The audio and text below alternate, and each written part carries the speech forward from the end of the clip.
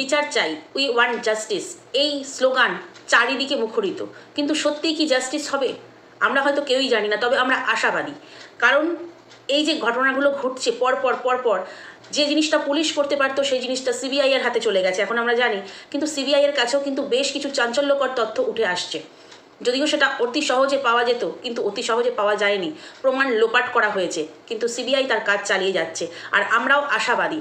চারিদিক, শুধু রাজ্য নয়, দেশ নয়, বিদেশ পর্যন্ত কিন্তু মানুষের একটাই স্লোগান, কি না, উই ওয়ান্ট জাস্টিস। সত্যিই কি আমরা জাস্টিস পাবো? কয়েকদিনের মধ্যেই হয়তো আমরা জানতে পারবো। কিন্তু এই যে সঞ্জয় রায়, তাকে জেরা করে চাঞ্চল্যকর তথ্য উঠে এসেছে, আরও একজনের নাম উঠে এসেছে। তো এখানে সিবিআইয়ের যে বিভিন্ন রকমের কি বলবো, বিভিন্ন রকমের যে তোমার পদ্ধতি আছে, সমস্ত পদ্ধতি কিন্তু অ্যাপ্লাই করা হচ্ছে। যেমন হচ্ছে পলিগ্রাফ টেস্ট, যেটা যদিও আইনের জন্য বা কোর্টে সেটার যদিও কোনো মূল্য নেই, সেটার কোনো ভ্যালু নেই, বাট সেখান থেকে কিন্তু সিবিআই বেশ কিছু তথ্য পেলেও পেতে পারে। কারণ যেটা ওই যে বললাম সহজ উপায় ছিল, সেখানে ধুয়ে মুছে মানে নির্মাণ ভেঙে সব কিছু করে প্রমাণ লোপাট করা হয়েছে। কিন্তু কার নির্দেশে, কে ছিল এই মাথায়? অবশ্যই আমরা সেটা সবাই জানি, অবশ্যই সবাই জানি। কারণ সরকারি একটা জিনিস, গভর্নমেন্টের একটা জায়গা, সেখানে কার মাথা, কোন মাথার ইঙ্গিত ছাড়া বা কার অঙ্গুলি হেলন ছাড়া ওই জিনিস ভাঙা হতে পারে, সেটা আমরা সবাই বুঝতে পারছি। তো যে মেয়েটি এত কষ্ট পেয়ে চলে গেছে, এরকম যাতে আর কোনো মেয়ে এভাবে তার ধর্ষণের শিকার না হয়, ধর্ষকের শিকার না হয়, সেই জিনিসটার জন্যই কিন্তু মানুষের এত লড়াই। কিন্তু এই লড়াইকে, এই যে কি এমন লড়াই তারা করছে, পথে নেমে জাস্টিস চাইছে, এই লড়াইকেও কিন্তু বন্ধ করার জন্য এখনও কিন্তু প্রচুর কলকাঠি নাড়া হচ্ছে। কিন্তু কেন এই পশুগুলোকে বাঁচানোর এত চেষ্টা, কেন? এটাই হচ্ছে ব্যাপার।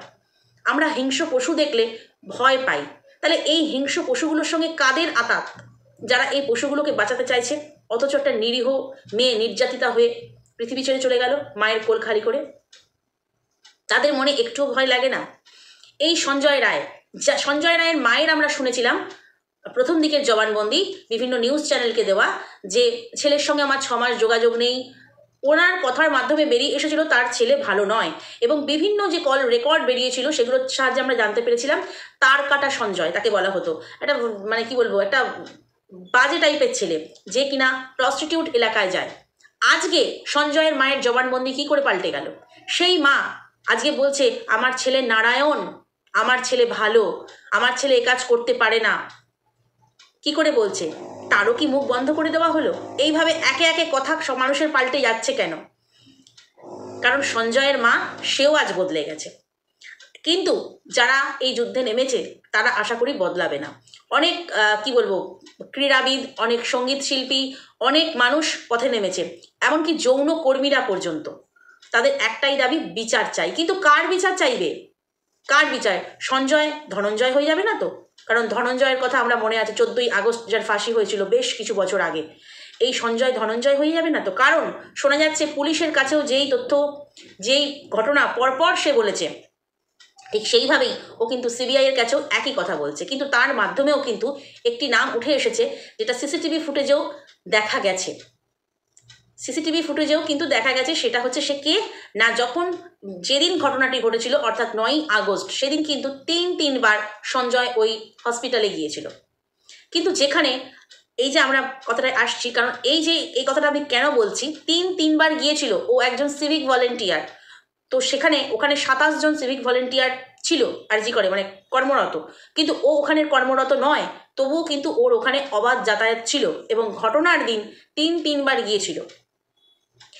কিন্তু যখন এই নির্যাতিতার ড্রাইভার, 5 মাস ধরে একজন ড্রাইভার নিযুক্ত হয়েছে, সেই ড্রাইভারকে আমরা চিনেছি, সেই ড্রাইভার যখন তাকে গাড়ি করে তার কর্মস্থলে পৌঁছে দিত, তার হসপিটালে পৌঁছে দিত তিলোত্তমাকে, তখন হয়তো কোনোদিন ল্যাপটপ ভুলে যেত, কোনোদিন ফোন ভুলে যেত।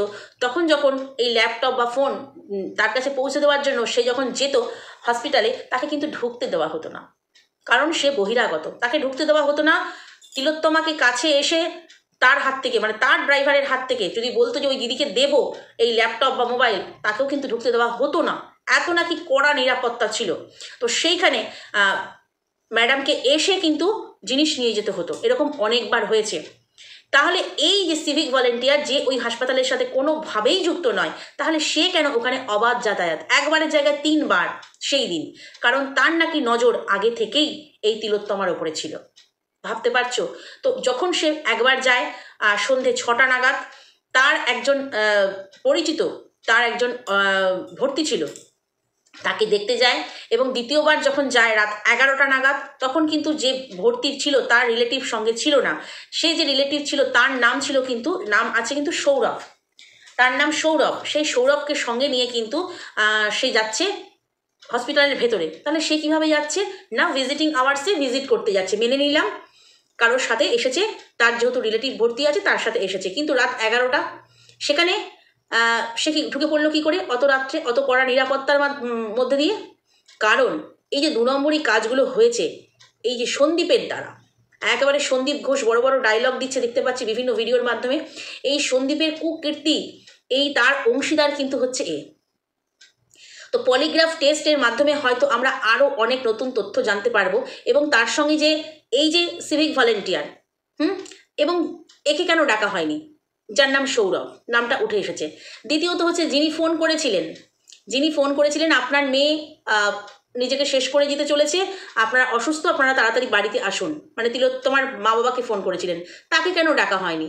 এরকম তো অনেক মানুষ রয়েছে, যে সমস্ত নার্সরা ভিডিওতে এসে গলা ফাটাচ্ছে, বলছে আমরা ডিউটিতে ছিলাম, আমরা ওইখানে অন ডিউটি ছিলাম, তাদের কেন ডাকা হয়নি?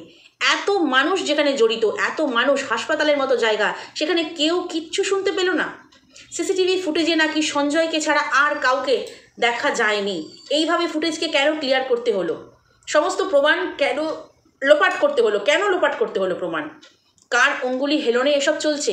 যেখানে ছাত্র, ইউটিউবাররা, যৌন কর্মীরা, যেখানে যে মানে রাজ্যের, দেশের যেখানে যে প্রান্তে যে মানুষ রয়েছে, সবাই কিন্তু এই আন্দোলনে ঝাঁপিয়েছে। তাদেরকেও মুখ বন্ধ করার জন্য অনেক ইউটিউবারের বাড়িতে কিন্তু পুলিশের অলরেডি চিঠি চলে গেছে। এদের মুখ বন্ধ করার জন্য কেন? রাজ্যের যে মাথা সে বলছে সমস্ত ইউটিউবাররা এর জন্য দায়ী। অ্যাকচুয়ালি কি তাই? যে ঘটনাটা ঘটছে সেটা যখন সত্যিটা সামনে চলে আসছে, তাহলে এত অসুবিধা কোথায়? আর ওই সন্দীপের কুকীর্তি, যে মানুষ মৃতদেহ নিয়ে ব্যবসা করতে পারে, কিছু বলার নেই। স্যালাইন সংকট যখন, তখন সে কাটমানি পায়নি বলে স্যালাইন আটকে দিয়েছিল। আর কত যে কিনা ওখানে নীল ছবি বানানোর শ্যুট হয়, ওষুধের কারচুপি চলে, এইগুলি কি তিলোত্তমা জানতে পেরে গিয়েছিল? অবশ্যই। এই ধরনের তথ্য জানতে পেরেই তো তিলোত্তমা প্রতিবাদ করেছিল, এবং 6 মাস আগে থেকে তাকে চাপে রাখা হতো। তার মায়ের জবানবন্দি থেকে জানা গেছে, সে বলেছে মা আরজি করে যেতে আর ভালো লাগে না। কিন্তু কেন ভালো লাগে না? মা বাবাকে বলেনি, যেহেতু মা বাবার টেনশন হবে। বললো অনেক কিছু তো শিখে গেছি, মায়ের জবানবন্দি, অনেক কিছু তো শিখে গেছি, আর ভালো লাগে না, এবার ওই যাবো, রোগী দেখবো, চলে আসবো। আরজি করে আর ভালো লাগে না। একটা মেয়ের কর্মস্থল, যে মেয়েটা তার ডাক্তারি পড়েছে, কষ্ট করে পড়ে ডাক্তার হয়েছে, সেই কর্মস্থল যেটা আমাদের কাজের জায়গা, সেটা নাকি মন্দিরের সমান। তাহলে মেয়েটার ভালো লাগাটা হঠাৎ করে উধাও করে দিয়েছিল কে? অর্থাৎ এই সমস্ত তাবড় তাবড় মাথারা, যারা ওকে 6 মাস ধরে চাপে রাখছিল। ওর গাড়ির ওপর অ্যাটাক প্রথমে হয়েছিল, নিজের গায়ে আঁচড় লাগলেও, এই তিলোত্তমার গাড়ি ছিল, একটা আঁচড় লাগলে তার প্রাণ কেঁদে উঠত। তার গাড়ির ওপরেও কিন্তু অ্যাটাক হয়েছিল আজ থেকে 5 মাস আগে, নতুন গাড়ির ওপরে। কিন্তু লাস্টে দেখা গেল কোনোভাবেই মেয়েটিকে দমানো গেল না, চলো তাকে নৃশংসভাবে শেষ করে দিই। আর যেখানে দেখা যাচ্ছে অনেকগুলো মানুষের বুটের ছাপ, পায়ের জুতো, শু, অনেক রকমের বুটের ছাপ, সেখানে একজন সঞ্জয়কে কিভাবে হচ্ছে? ওই ধস্তাধস্তির সময় যেখানে ঘটনা ঘটেছে, সেমিনার রুমে ওকে নিয়ে আসা হয়েছে নির্যাতন করার পরে, সেখানে প্রচুর বুটের ছাপ পাওয়া গেছে। তাহলে এখানে একজন সঞ্জয় কি করে হবে? একজন সঞ্জয়ের পক্ষে কিভাবে সম্ভব? মানুষের মনে প্রশ্ন আসছে না? অবশ্যই আসছে। কিন্তু কি করা হচ্ছে? সঞ্জয়কে বলির বখরা করে দাও, একে শেষ করে দাও, ব্যাস। ওই জন্য উঠে পড়ে লেগেছে 15 দিনের মধ্যে ফাঁসি চাই, 15 দিনের মধ্যে ফাঁসি চাই। যেভাবে কিনা নির্যাতিতার শরীরকে জ্বালিয়ে দেওয়া হয়েছিল, দুটো বডি থাকার পরেও, দুটো বডি লাইনে রয়েছে, সেখানে বলা হয়েছে যে দুটো বডিকে আটকে দাও, এই বডিটা আগে জ্বালিয়ে দাও। কারণ আমরা, যিনি ডোম ছিলেন ভোলানাথ পাত্র কি সামথিং, যাই হোক ভোলানাথ বাবু, তার জবানবন্দি থেকে আমরা পেয়েছি যে পুলিশ এসে কি বলছে, যে এই বডি দুটো আটকে দিয়ে এই বডিটাকে আগে জ্বালিয়ে দাও। কেন এত তাড়াহুড়ো কিসের ছিল জ্বালিয়ে দেওয়ার? কারণ সেই বডিটা যদি তাড়াহুড়ো করে না জ্বালানো হতো, তাহলে হয়তো আরও প্রমাণ আসতো। এবং সেখানে ওর মা বাবা কেউ উপস্থিত ছিল না। একটা মেয়ে মারা গেছে, তার মা বাবা উপস্থিত নেই, তাকে জ্বালিয়ে দেওয়ার কথা বলা হচ্ছে। এগুলো ওপর মহলের নির্দেশ না থাকলে কখনো হতে পারে? আমরা সেটা সবাই জানি। আমরা আমাদের প্রত্যেক দিন একটাই চাওয়া ঈশ্বরের কাছে, যে যার ঈশ্বরের কাছে একটাই চাওয়া হোক যেন আসল দোষী বেরিয়ে আসে। সঞ্জয় অবশ্যই দোষী, কারণ সঞ্জয় যেহেতু স্বীকার করেছে ঘটনা একই রকমভাবে, ওকে তার কাটা বলা হোক আর যাই হোক, ও পুলিশের কাছেও যা বলেছে, ও সিবিআইয়ের কাছেও তাই বলছে, যেন আরও ঘটনা সামনে আসে। কারণ পলিগ্রাফ টেস্ট শুধু সঞ্জয়ের হবে না, যে 4 জন কলিগ ছিল তিলোত্তমার, যে 4 জন কলিগ ছিল সেই 4 জনেরও পলিগ্রাফ টেস্ট হবে আমরা যেটা শুনতে পাচ্ছি। তো সেই পলিগ্রাফ টেস্টের মাধ্যমে আমরা হয়তো কিছু তথ্য আবারও পাবো, যেখান থেকে সিবিআইয়ের এই তদন্ত করতে সুবিধা হবে। এত ঘুরপথে কেন তদন্ত করতে হচ্ছে?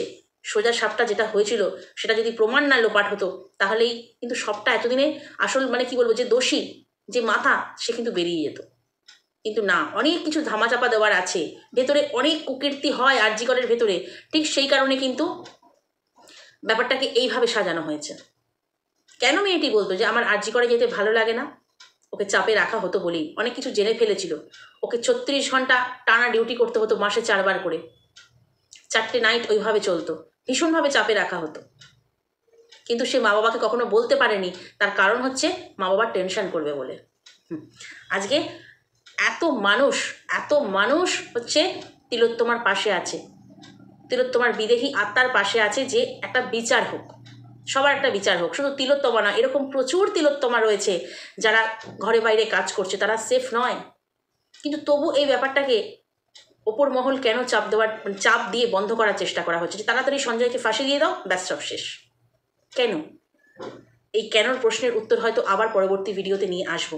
তবে যে নামটি উঠে এসেছে সৌরভ, সেই নামের মানুষটিকে কেন ডাকা হচ্ছে না?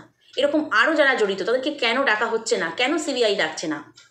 জানি না। তবে পলিগ্রাফ টেস্টের মাধ্যমে যে তথ্য বেরিয়ে আসে সেটা হচ্ছে আনকনসাস করে দিয়ে, সেই ব্যক্তিকে আনকনসাস করে দিয়ে কোনো ইনজেকশন বা তোমার ট্যাবলেটের দ্বারা সেটা হচ্ছে করে দিয়ে তারপর জিজ্ঞাসাবাদ। তারা একটা ঘোরের মধ্যে থাকে, আনকনসাস অবস্থা থাকে, সেই সময় যে যা প্রশ্ন করে তাদের এইভাবে, মানে এটাকে পলিগ্রাফ টেস্ট বলে। কিন্তু যেটা আইন সিদ্ধ নয়, ওটা কিন্তু কোর্টে বিচার বিবেচনার কাজে লাগবে না। কিন্তু হয়তো সিবিআইয়ের হাতে কিছু তথ্য উঠে আসবে, যে 4 জন যে তাদের সঙ্গে যারা মানে ও ডিনার সেরেছিল তিলোত্তমা, সেই 4 জনেরও হবে। এবং আশা করি, আমার মনে হয় আরও কিছু মানুষের করা উচিত। এই সন্দীপ ঘোষ, যার কুকীর্তির শেষ নেই, যার মাসে আয় 20 কোটি টাকা, মাসে 20 কোটি টাকা, ভাবতে পারছো? দ্বিতীয় উপায় বা 2 নম্বরই পথে উপায় না হলে তার ইনকাম এত হতে পারে? কিন্তু কিভাবে? যার চাকরি এখান থেকে বরখাস্ত হওয়ার পরই আবার অন্য জায়গায় তার স্বাস্থ্য ভবন পর্যন্ত তার চাকরি মানে আবার নতুন পদ সে পেয়ে যায়, কার অঙ্গুলি হেলনে বুঝতেই পারছো। আমাদের একটাই দাবি, যে তিলোত্তমার বিচার হোক, সঠিক বিচার হোক। কাউকে হাতের সামনে পেলাম তাকে ঝুলিয়ে দিলাম, সেটা নয়। সঠিক বিচার হোক এবং মেয়েদের সেফটি, যাতে আর কোনো তিলোত্তমার সাথে এরকম ঘটনা না ঘটে, সেটাই আমাদের একমাত্র বিচার। এই বিচার মানে এই চাওয়াটা কি খুব অন্যায়ের? তাহলে কেন মুখ বন্ধ করে দেওয়ার চেষ্টা করা হচ্ছে? মানুষের বাড়িতে পুলিশের চিঠি পাঠানো হচ্ছে। আসলে যদি গোড়ায় গলদ থাকে তাহলে এরকমই তো হওয়ার কথা। যে রাজ্যে আমরা বাস করছি তার গোড়ায় গলদ, সে রাজ্যে বাস করে আমরা এর চাইতে আর বেশি কি চাইতে পারি? তাই না? এর চাইতে বেশি কিছু চাইতে পারি না। তো চলো, আরও হচ্ছে তোমার অনেক কিছু আসবে সামনে, এবং পলিগ্রাফ টেস্টের তথ্যের দিকে আমরা তাকিয়ে আছি। যদি ওখান থেকে কিছু তথ্য পাওয়া যায়, তবে যেই কাজটা ঘটেছে, যে পশুগুলোর যে কাজটা ঘটেছে, সেটা কখনোই সঞ্জয় রায় একা করেনি। তাকে সিসিটিভি ফুটেজে একা দেখা গেলেও ওই ঘটনার দিনে একা করেনি। কেন? ফুটেজ যারা এত কিছু প্রমাণ লোপাট করতে পারে, ফুটেজও লোপাট হয়েছে, মানে মুছে দেওয়া হয়েছে। তো চলো, আজকের ভিডিওটা এই পর্যন্তই। টাটা।